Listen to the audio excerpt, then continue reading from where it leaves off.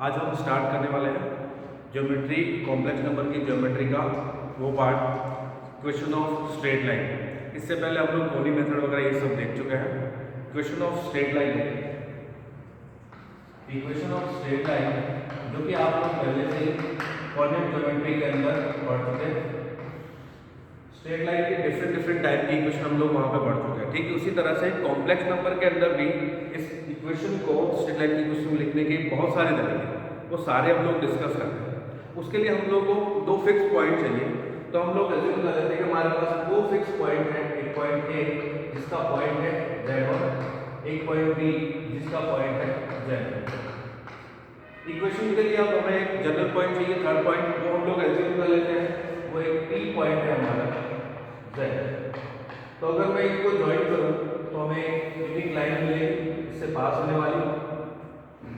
अब इसकी इक्वेशन ढूंढनी है, तो अब हमें वेक्टर फॉर्म में जाते हैं, क्योंकि हम लोग किसी भी कॉम्प्लेक्स नंबर को, मतलब कॉम्प्लेक्स नंबर होता है, कॉम्प्लेक्स प्लेन की बात करूं तो एक पॉइंट, और इसको वेक्टर फॉर्म में भी हम लोग यूज कर सकते हैं। तो वेक्टर की सारी प्रॉपर्टी इसमें यूज कर सकते हैं। अब देखिए मेरे पास दो वेक्टर है यहाँ पे, एक वेक्टर है AB वेक्टर और एक वेक्टर है AD वेक्टर। अब अगर देखा जाए कि ये दोनों ही वेक्टर कोलिनियर है, अगर जैसे हम लोग बोलते हैं कि पैरेलल वेक्टर या कोलिनियर वेक्टर में क्या रिलेशन होता है, तो इन दोनों में रिलेशन होता है एक vector B vector equals to lambda time of B vector. सिर्फ एक रियल पार्ट का स्केलर क्वांटिटी का ही डिफरेंट होता है, क्योंकि इन दोनों की डायरेक्शन तो सेम ही होती है। अगर नेगेटिव से मल्टीप्लाई करें तो पाई से रोटेट हो जाता है, अदरवाइज तो डायरेक्शन सेम ही होती है, सिर्फ मैग्नीट्यूड का डिफरेंस है। तो हम लोग क्या लिख सकते हैं, इस AB को अगर हम लिखना चाहें तो AB होगा आपका Z2 माइनस Z1। अगर AB को हम लोग लिखने जाए तो AB हो जाएगा आपका Z माइनस Z। अब ये दोनों ही कोलिनियर है, क्योंकि इसमें एक पॉइंट कॉमन पॉइंट है, तो ये पैरेलल का होंगे, कोलिनियर वेक्टर बनेंगे। तो पैरेलल वेक्टर हो चाहे कोलिनियर वेक्टर हो, सिर्फ मैग्नीट्यूड का ही डिफरेंस है। तो हम लोग क्या लिख सकते हैं, इनका relation AP vector is equal to lambda time of AB vector. तो यहां से हमें स्ट्रेट लाइन की एक फॉर्म मिलने वाली है। AP का मतलब Z minus Z1 is equal to lambda time Z2 minus Z1। ये इस Z1 Z2 से पास होने वाली स्ट्रेट लाइन की इक्वेशन की एक फॉर्म है। ये फॉर्म, इसको हम लोग बोल सकते हैं कि ये फॉर्म नंबर 1 है। वैसे ये फॉर्म नंबर क्या है ये इंपॉर्टेंट नहीं है, कितने टाइप की इक्वेशंस है वो इंपॉर्टेंट है। वन बाय वन सभी डिस्कस करते हैं, समझते जाते हैं।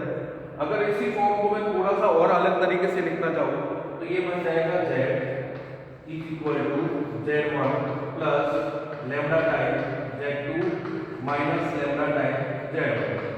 तो एक नई फॉर्म निकल के हमारे सामने आती है, जो कि Z is equal to 1 minus lambda Z1 plus lambda time of Z। अगर आप देखेंगे तो इस फॉर्म में एनडीएनएजी इनविटी इक्वेशन पूछा हुआ, बिल्कुल यही फॉर्म यूज करें। तो ये है एक फॉर्म 2।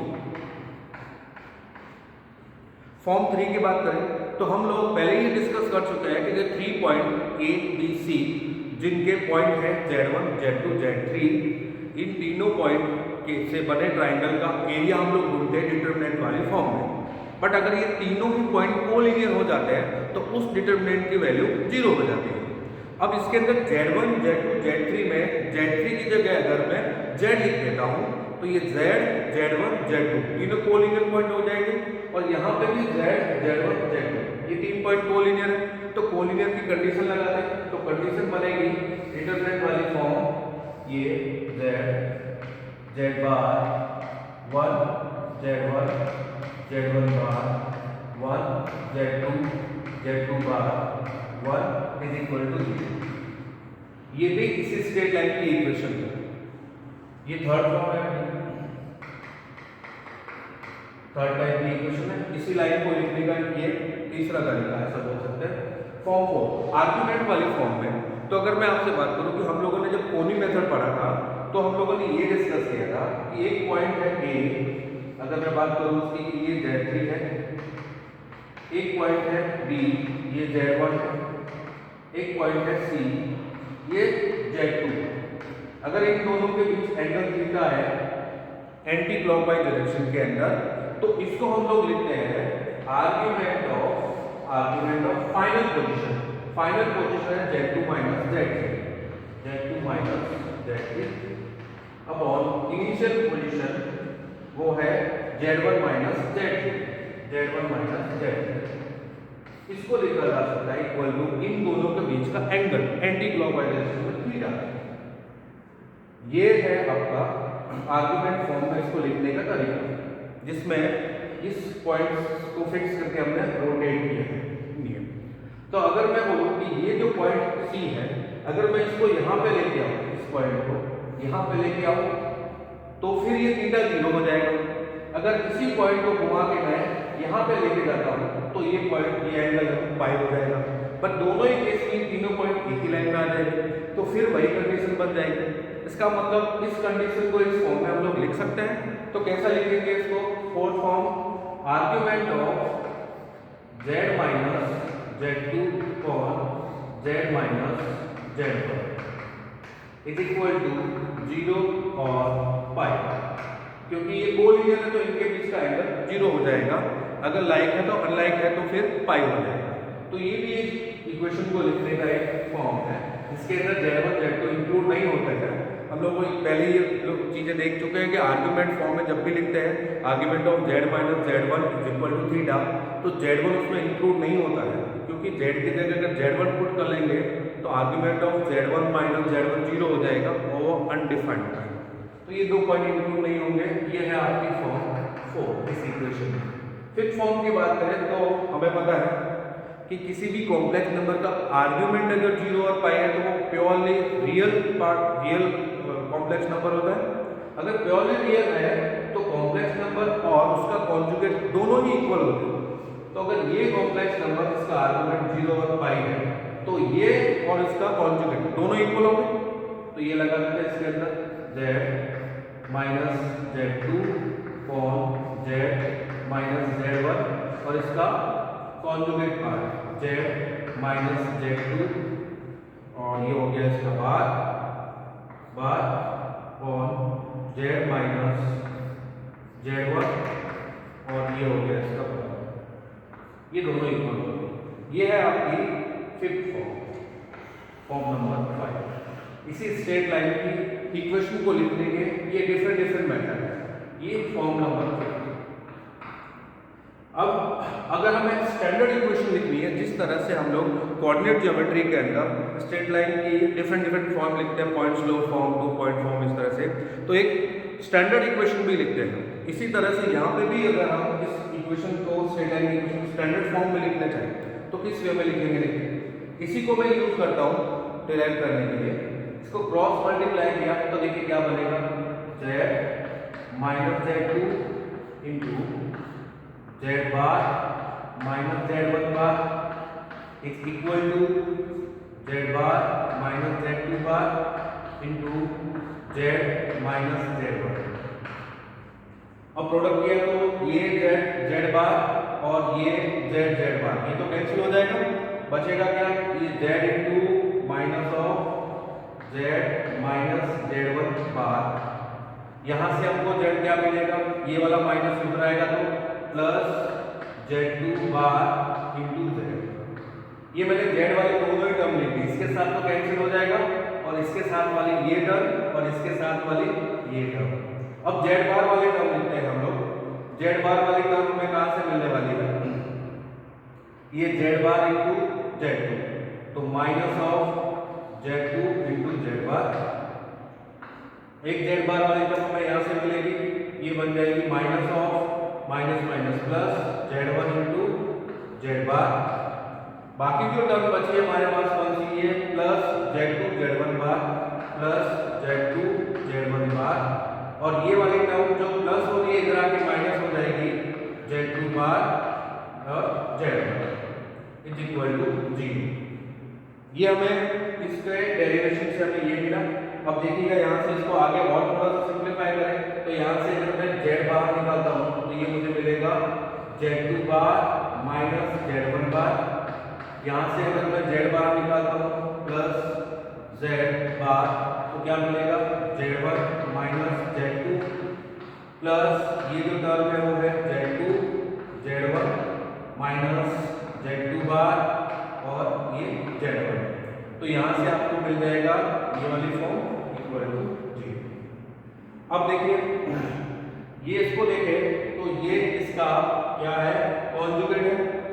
तो अगर हम किसी भी इक्वेशन के अंदर जो कॉम्प्लेक्स नंबर है उसके अंदर उसके अगर रियल पार्ट को, कुछ कॉन्जुगेट पार्ट को सब्ट्रैक्ट करें, कॉम्प्लेक्स नंबर में से उसके कॉन्जुगेट पार्ट को अगर हम सब्ट्रैक्ट करते हैं तो हमें क्या मिलता है, कॉम्प्लेक्स नंबर में से उसके कॉन्जुगेट पार्ट को अगर हम लोग सब्ट्रैक्ट करते हैं तो हमें रियल पार्ट तो कैंसिल हो जाता है, इमेजिनरी पार्ट मिल जाता है।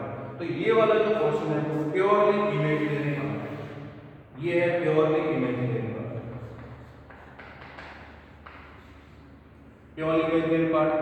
अब ये जो इक्वेशन हमें मिली है, हमें पता है कि किसी भी इक्वेशन को, चाहे वो सर्कल की इक्वेशन हो चाहे वो पैराबोला की इक्वेशन हो, मान लो पैराबोला की इक्वेशन y² = 4ax है, अगर मैं इसको 2 से मल्टीप्लाई करता हूँ तो भी वो पैराबोला ही रहेगा। सर्कल की इक्वेशन है, उसको किसी स्केलर से मल्टीप्लाई करें तो भी वो सर्कल ही रहेगा। ठीक वैसे ये स्ट्रेट लाइन की इक्वेशन है, अगर मैं इसको किसी आयोटा से मल्टीप्लाई कर देता हूँ तो भी ये स्ट्रेट लाइन की ही इक्वेशन रहेगी। तो इसको हमने आयोटा से मल्टीप्लाई किया तो ये क्या बनेगा, आयोटा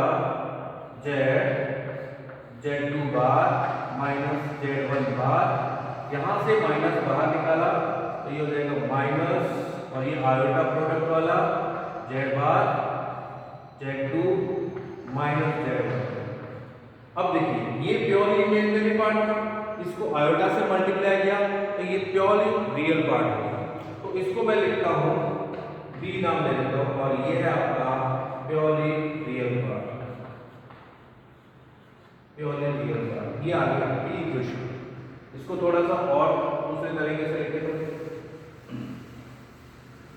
स्टैंडर्ड फॉर्म में हमें स्ट्रेट लाइन की इक्वेशन लिखनी है, तो हम लोग देखिए क्या करते हैं, इसको ये जो हमारे पास ये जो टर्म लिखी हुई है minus iota into z2 minus z1, अगर आप ध्यान से देखें तो इसका कॉन्जुगेट पार्ट आपके पास यहाँ अवेलेबल है, माइनस आयोटा का conjugate iota, z2 minus z1 का कॉन्जुगेट z2 बार माइनस z1 बार।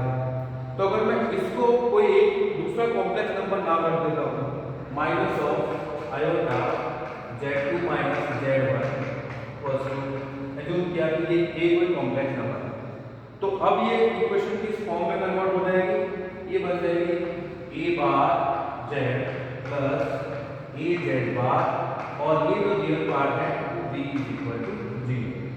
ये आ गई हमारी इक्वेशन, स्ट्रेट लाइन की equation standard form. Standard form में स्ट्रेट लाइन की इक्वेशन को ऐसे लिखते हैं, ये फॉर्म नंबर 6। तो इस तरह टाइप से हम लोग स्ट्रेट लाइन की इक्वेशन को कॉम्प्लेक्स के अंदर लिख सकते हैं। अब ये जो इक्वेशन है इसके अंदर अगर आप देखेंगे तो ये पहले देख चुके हैं कि ये वाला जो क्वेश्चन है ये purely real part belongs to R। अब इसको ध्यान से देखिए, ये a z बार और a बार z ये दोनों ही एक दूसरे के कॉन्जुगेट हैं, तो कॉम्प्लेक्स नंबर के अंदर उसका कॉन्जुगेट पार्ट ऐड करें तो हमें प्योरली रियल पार्ट मिलता है। तो ये भी एक रियल पार्ट हो गया, ये भी बिलोंग्स टू R। अब एक रियल पार्ट के अंदर दूसरा रियल पार्ट ऐड या सब्ट्रैक्ट करें तो ही वो 0 बन सकता है। कॉम्प्लेक्स के अंदर रियल ऐड करें या रियल के अंदर कॉम्प्लेक्स तो कभी भी 0 नहीं हो सकता। तो ये क्या बनेगा, एक रियल पार्ट और ये एक रियल पार्ट। यहाँ तक क्लियर है। अब देखें हमने एक इस चीज को लिखा था वो क्या है, minus iota z2 minus z1, और ये जो इक्वेशन हम जहाँ से बना रहे हैं वो कुछ इस तरह का है। ये एक पॉइंट है a z1, ये एक पॉइंट है b z2, और ये एक पॉइंट है हमारा p z। इसको हमने कर लिया था और इसके हमने ये इक्वेशन लिखी था। अब देखें ये z2 माइनस z1 क्या है, ये वाला एक वेक्टर है z2 माइनस z1। अगर हम इसको आयोटा से मल्टीप्लाई करें कॉम्प्लेक्स नंबर के अंदर किसी भी वेक्टर को या किसी भी कॉम्प्लेक्स नंबर को आयोटा से मल्टीप्लाई करने पे वो 90 डिग्री से रोटेट हो जाता है। तो अब ये तो है आपका z2 माइनस z1, और अगर मैं इसके आगे आयोटा या माइनस आयोटा लिख देता हूँ, आयोटा करने पे एंटी क्लॉकवाइज डायरेक्शन में रोटेट होगा 90 डिग्री से, माइनस आयोटा करने पे एंटी क्लॉकवाइज डायरेक्शन में 90 डिग्री से रोटेट होगा। तो अब जैसे ही मैं इसको माइनस आयोटा से प्रोडक्ट करूंगा तो यही वाली चीज अब ये बन जाएगी minus of iota z2 minus z1। तो ये जो a है ना, ये वाला ये क्या है, ये Z1 Z2 को ज्वाइन करने वाली लाइन एक परपेंडिकुलर वेक्टर है। ये एक परपेंडिकुलर वेक्टर, परपेंडिकुलर वेक्टर का मतलब ये हुआ कि ये हमें को एक डायरेक्शन बता दी कि इस वेक्टर के परपेंडिकुलर जो लाइन है उसी की एक इक्वेशन है। तो इस वेक्टर के परपेंडिकुलर तो बहुत सारी लाइंस हो सकती है, बहुत सारी लाइन, ये भी लाइन होगी, ये भी लाइन होगी, ये भी लाइन होगी। तो इससे तो हमें सिर्फ डायरेक्शन पता चलेगी, लेकिन इनमें से जो फिक्स लाइन कौन सी है वो डिसाइड करेगा ये कांस्टेंट बार, ये रियल नंबर, ये बताएगा हमें कि इसमें से कौन सी लाइन है ये वाला।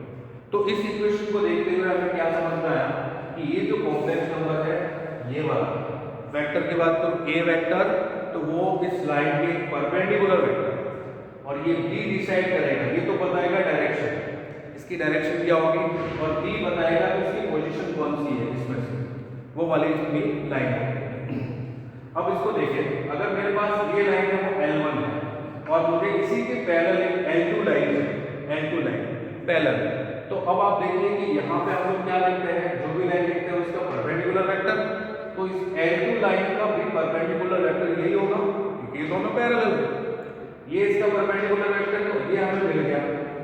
तो अगर हमें ए मिल गया है तो इसके पैरेलल लाइन की इक्वेशन, इसके पैरेलल लाइन की इक्वेशन जो होगी वो बनेगी a bar z plus A Z bar plus lambda is equal to 0। ये इसके पैरेलल लाइन की इक्वेशन, क्योंकि इसके दोनों के अंदर भी जो डायरेक्शन है इनकी परपेंडिकुलर वेक्टर वो तो सेम रहेगा, सिर्फ डिफरेंस क्या आएगा इस रियल नंबर के अंदर, ये दोनों डिफरेंस होने चाहिए, तो इनकी पोजीशन अलग अलग होगी। अगर यहाँ पे भी लिख देता हो तो पोजीशन वही आ जाएगी। तो ये जो लाइन है स्टैंडर्ड इक्वेशन स्ट्रेट लाइन की, इसकी पैरेलल लाइन की इक्वेशन लिखनी है तो मुझे सिर्फ यहाँ पे चेंज करना है। अब अगर हमसे ये पूछा जाए कि इसकी परपेंडिकुलर लाइन की इक्वेशन क्या होगी, तो इसी लाइन की परपेंडिकुलर लाइन के लिए देखें,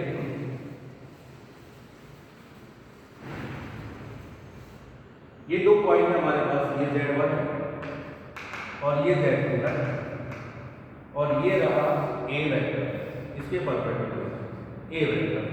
अब हमें क्या करना है, एक ऐसी लाइन बनानी है जो इस Z1 Z2 वाली लाइन के परपेंडिकुलर हो, मतलब इस लाइन की इक्वेशन ढूंढनी है।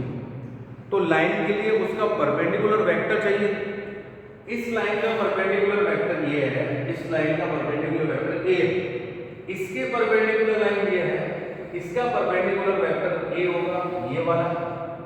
अब ये हम कहां से फाइंड करेंगे, ये जो परपेंडिकुलर वेक्टर है इस लाइन में, इसके परपेंडिकुलर वेक्टर अगर मुझे मिल जाए तो वो यही होगा।